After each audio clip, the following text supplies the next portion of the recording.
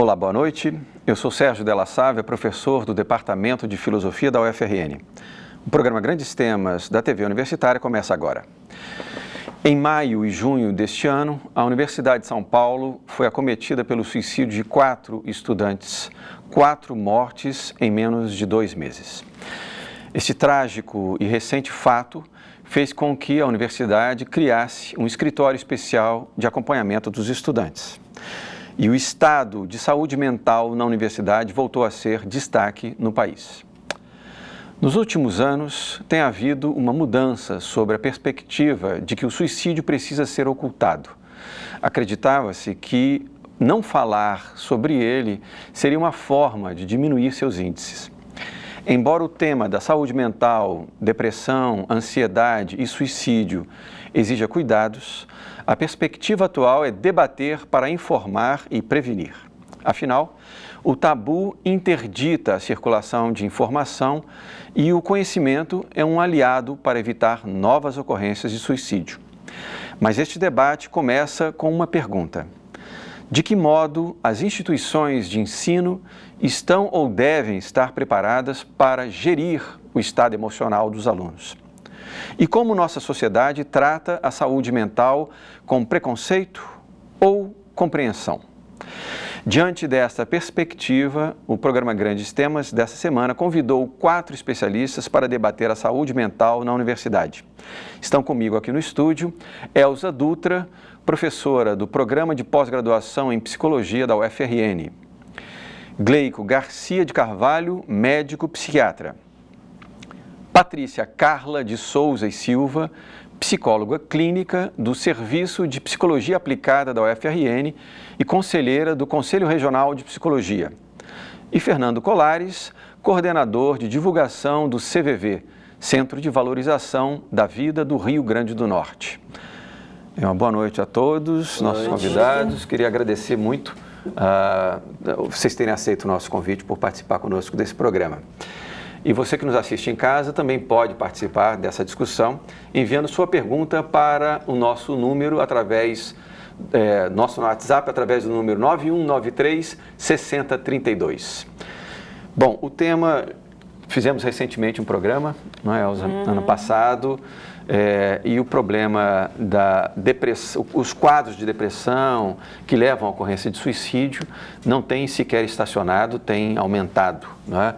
E agora, recentemente, esses episódios na Universidade de São Paulo nos alertaram, a nós aqui da equipe do Grandes Temas, a retomarmos a discussão desse tema, pensando particularmente, mas não exclusivamente, nessa questão do quadro de saúde mental das universidades, da nossa universidade, a UFRN. Muito boa noite, queria ouvir suas primeiras palavras sobre. Boa noite a todos, mais uma vez aqui discutindo, acho isso ótimo, né? Acho oportuno, pertinente, mesmo porque a gente vai estar começando aí setembro, daqui a pouco, e é um mês dedicado à prevenção do suicídio, né? Essa questão da Universidade de São Paulo, com esses 4 suicídios, né, em 2 meses, chamou muita atenção, mas eu queria dizer que o número de suicídios que ocorre na UERJ, no Rio de Janeiro, é sabido lá, não é muito divulgado, mas é uma coisa absurda. Né? Eu tenho uma colega que ensina lá, que é professora, e ela criou um serviço lá de atendimento ao suicídio, tentativa de suicídio, né? E aqui na universidade nós já temos também os serviços na PROAI, no CEP, etc. Mas, assim, eu tenho me dedicado a esse estudo ao suicídio há mais de 20 anos que eu tenho estudado, tenho feito muita pesquisa, e aos estudantes universitários, nos últimos anos eu tenho me debruçado sobre essa questão. Não é? Pensando assim, por quê e o que é que está acontecendo que os estudantes universitários estão se matando, tentando suicídio, né? E aí eu acho que tem vários aspectos, né, no meio disso, né? Eu acho que a gente precisa prestar atenção, sim. Eu penso que a universidade, ela reproduz o mundo que nós estamos vivendo, a sociedade tecnológica, as competições, né, as exigências, e acho que isso, por si só, a universidade já é um lugar, um espaço onde você tem que mostrar um desempenho. Não é? Você entra, eu acho que com a abertura também de bolsas, de alunos, né, de fiéis, dessas coisas, alunos vêm para fazer um curso tipo medicina, digamos, né? E muitas vezes ele não se encontra, não se adapta, né, aquele curso, os outros colegas também, às vezes não acolhem muito bem uma pessoa que vem do ensino público, de um sítio lá no interior. Então, isso acaba provocando essas vulnerabilidades, né, para esse aluno. Mas eu penso que tem vários aspectos aí que a gente pode, não quero tomar o espaço muito longo, mas a gente pode discutir isso, a questão, por exemplo, da depressão. Não necessariamente quem se suicida está deprimido, né? A própria Organização Mundial de Saúde diz que não, né? Porque você pode ter uma depressão leve, moderada e não se suicidar, como o contrário também, né? Mas a gente sempre está relacionando uma depressão com suicídio, né? Quando a pessoa se suicida, acontece um caso, se ele estava deprimido, ele sofria de depressão. Então, é como se a gente quisesse uma explicação para aquele ato, né? Então, a depressão vem na frente, né? Que é uma coisa que eu também questiono nos meus estudos, nas minhas reflexões, não é? O que é essa depressão de hoje, né? Que é tão comum? Eu acho que também tem um ponto que nós temos que abordar, que hoje o mundo está se tornando digital. E a primeira impressão que nos dá é que o digital, ele que tanto aproxima, na realidade ele afasta pessoas. Né? Então, pessoas que hoje poderiam fazer uma ligação, mandam uma mensagem. Pessoas que, por ligar e por vezes até não querer demonstrar o sentimento que tem, preferem mandar só uma mensagem e escrever os kkks da vida, ou as carinhas, os emojis felizes, quando na realidade aquele não é o sentimento que ele vive naquele momento. Então, dentre esses conceitos que a professora colocou, eu incluiria... Mas esse é um dos principais, sabia? O nosso mundo tecnológico, né? Que ele está quanto mais crescente, né? No meu grupo de pesquisa aqui na universidade, a gente tem também se debruçado sobre isso, né? Sobre essa sociedade, essa web, né? Esse mundo virtual que a gente está vivendo. Primeiro que você é bombardeado com informações, né? Eu acho que a gente não elabora, não apreende, são muitas informações ao mesmo tempo, né? Os alunos, os estudantes ficam lá com seu celular, né? Acessando na hora da aula, sabendo as informações, e você não dá conta disso. Então, há uma demanda muito grande, né? Para que você tenha conhecimento, para que você dê conta das informações, para que você tenha um bom desempenho, né? E essa coisa que você falou do virtual, né? Até que ponto isso é positivo para a vida das pessoas, né? Eu estou com uma aluna do doutorado agora que está trabalhando essa questão das redes sociais, né? Como é que isso afeta o modo de ser das pessoas? Eu faço esse comentário porque dentro do CVV, no Brasil, nós temos uma estrutura de atendimento digital e é talvez o atendimento mais difícil do Centro de Valorização da Vida, né? Por quê? Porque é você abstrair o sentimento do outro a partir daquilo que está sendo escrito. Não é? Quer dizer, como é complexo, né? Para quem está, inclusive, para o voluntário que está ali dedicado ao atendimento web, como é que ele vai extrair? Né? Quer dizer, precisa de muita experiência para ele entender. Ele perceber, normalmente sentir, o voluntário do web já vem de um atendimento de plantão telefônico, não é? Onde a pessoa já tem alguns anos lidando com esse processo do atender o outro, né? De estar a serviço de alguém. E aí ele entra naquele processo do atender virtual, né? E como tem pessoas que buscam o chat ou que buscam o e-mail, né? Que ainda voltando, talvez se remetendo um pouco àquela estratégia do vamos escrever cartas, né? E a pessoa faz toda aquela delonga no processo dela e você tentar, a partir da palavra, tentar buscar um sentimento ali dentro, né? Eu que acredito, né, que a chegada, eu gostei muito da colocação de Elza, que é a chegada do mundo, né, externo na universidade. Eu acho que o que está acontecendo é a reprodução, né, você veja, no Brasil nós temos 1/5 dos brasileiros estão deprimidos e 1/4 dos brasileiros estão ansiosos. Então, essa realidade está cada vez mais se aproximando. A colocação, né, que você fez em relação ao mundo virtual ela é plena, né? Quer dizer, por quê? Porque é uma maneira de isolamento. Aparentemente, né, as vias sociais estão abrindo, né, de uma forma geral a comunicação, e muito pelo contrário. Então, cada vez mais e mais as pessoas se isolando, né, através do mundo virtual. E veja, né, chegou-se até um estudo norte-americano, quantas horas seriam razoáveis, né, durante o dia.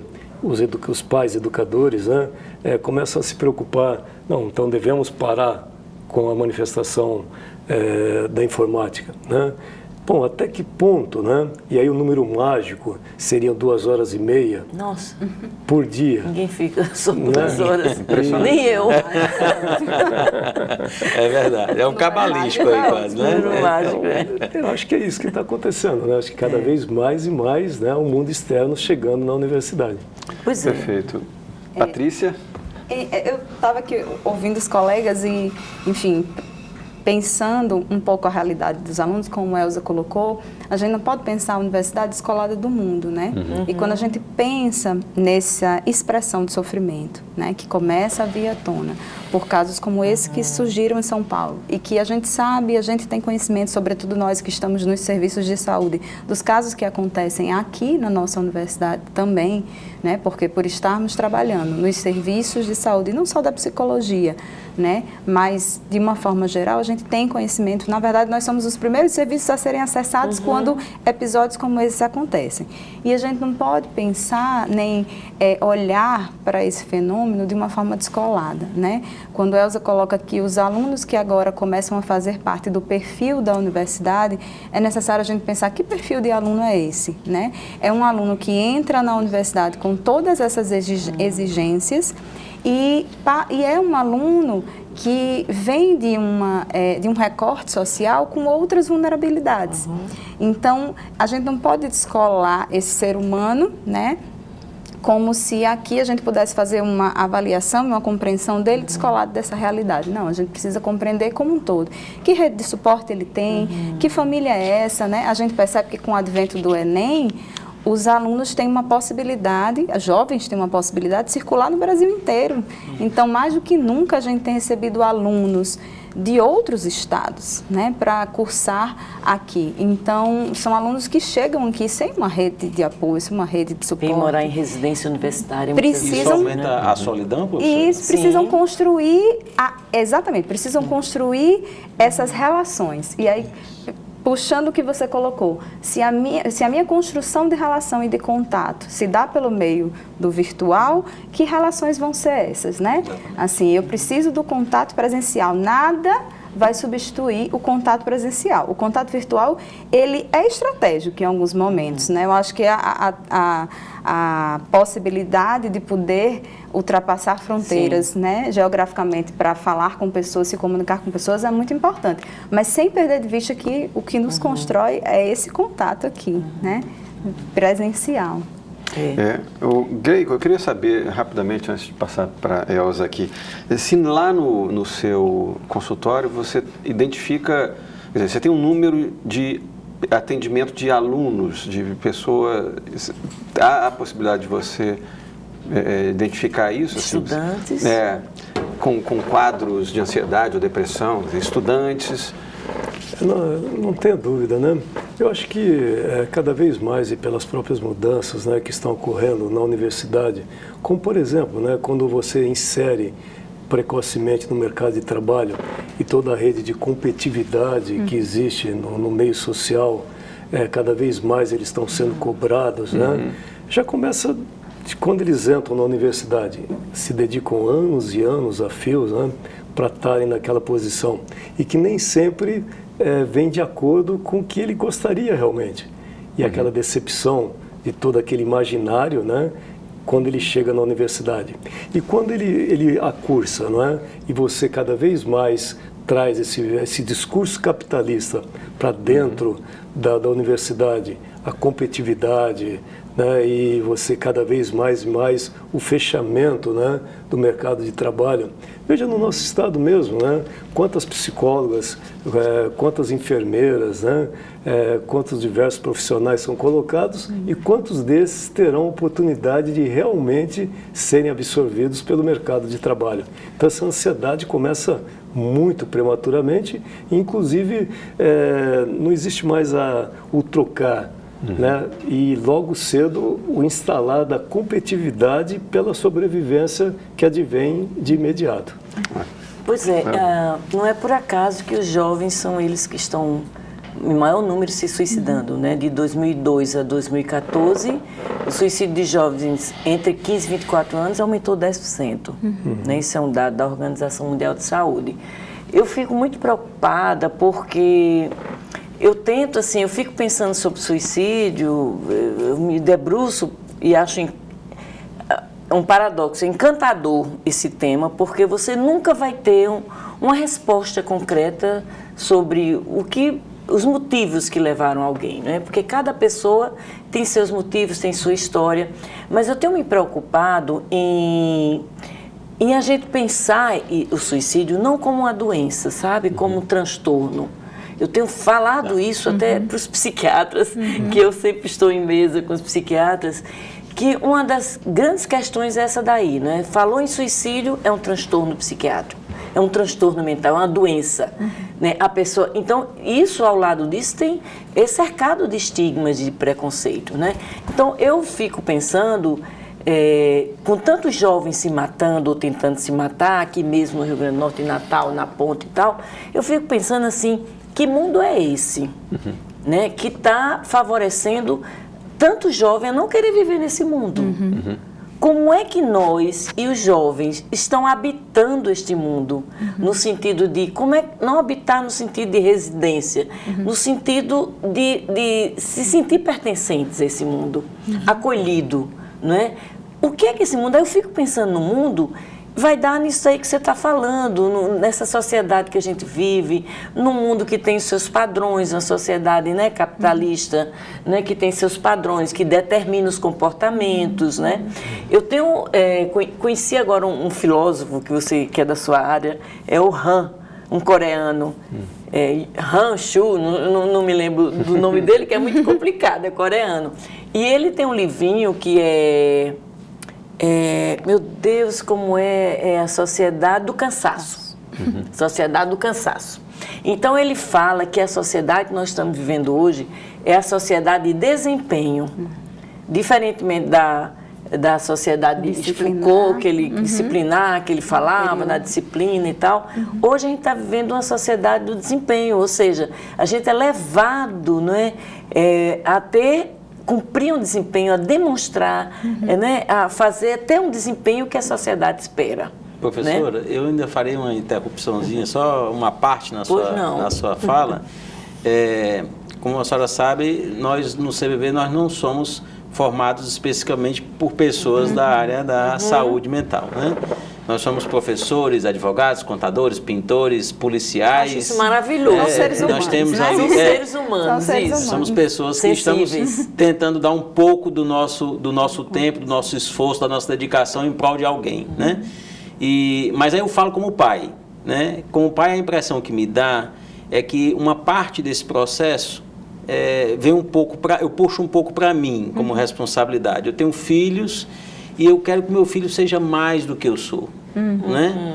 Eu digo muito às pessoas, eu digo assim, eu não tenho muita vontade, não é esse o meu interesse que o meu filho tenha mais do que eu tenho.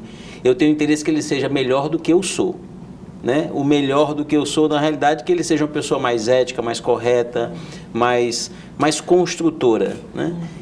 Mas, infelizmente, eu acho que esse não é um pensamento dominante, né? O pensamento dominante é que as pessoas querem que o filho tenha mais do que ela tem, não importa o que ele é, né? A impressão que me dá é essa. Porque todo esse mundo, essa sociedade estimula isso, né? Aí nós temos a questão da sociedade econômica, consumo, né? Do processo de consumo, vem um processo de educação, né? Que aí já temos aí aquela citação do Mário Cortella, que ele diz que que a escola não educa, ela instrui, não é? E é engraçado você falando, assim, dos desejos de que como pai você tem direcionado o seu filho, né? E quando a gente começa a escutar essa juventude, né, aliado ao que a Elza estava falando, a nossa sociedade, alguns filósofos vão dizer que as referências ficaram mais frágeis, mais fracas, né? Das referências que a gente tinha de gerações anteriores. Outros filósofos vão dizer que, na verdade, as referências se multiplicaram. Não é que elas ficaram fracas, mas que agora elas saturou. São muitas. E essa diversidade gera, na verdade, em nós seres humanos, em especial essa juventude que está se desenvolvendo nesse momento, uma certa sensação de insegurança, assim. A gente não tem mais aquele caminho que lhe garante segurança e lhe garante sucesso e lhe garante estabilidade e lhe garante, enfim, que lhe ofereça uma série de garantias. Não temos mais isso. E isso gera uma sensação de, enfim, fragilidade, né? Me falta garantia, me falta chão. Então, quer dizer que eu não tenho uma garantia de qual caminho eu vou escolher e que eu vou ser bem-sucedido, e reside em mim a responsabilidade de decidir isso. Então, é muito peso, né, para alguém tão jovem, para as pessoas tão jovens que estão aprendendo a se tornarem pessoas, né? Estão aprendendo a fazer escolhas, né? E podem errar, podem se equivocar, podem escolher diferente. Esse mesmo filósofo que eu citei, ele fala, eu me lembro agora que você falou, a gente vive nessa sociedade que tem esse princípio, né? Yes, we can. Né? Sim, eu posso, nós podemos, né? Que até o Obama falava muito isso, né? Então, é uma sociedade que espera que você, né, o seu eu, a sua subjetividade, que você seja forte, que você consiga né, vencer, se superar, super forte. E aí, eu acho que isso, a vida se torna muito difícil, um peso para as pessoas. Eu tenho ouvido na clínica também algumas pessoas que dizem assim, nesse mundo, eu não caibo nesse mundo, não me cabe este mundo. Você não se adapta, porque se você não cumpre essas determinações que o mundo, que a sociedade exige ou que coloca para você, você está fora. Você está inadequado. Você está fora, inadequado. Né? Você está fora da faixa, da normalidade. Você é diferente. E aí não tem lugar para você. Perfeito. Entendi. Elza, a gente vai fazer agora, o programa Grandes Temas faz agora um breve intervalo e voltamos daqui a pouquinho para continuarmos a discutir saúde mental na universidade. E você que está em casa pode aproveitar esse tempo para enviar a sua pergunta para o nosso WhatsApp pelo número 991936032 e participar conosco desse debate. Até daqui a pouco.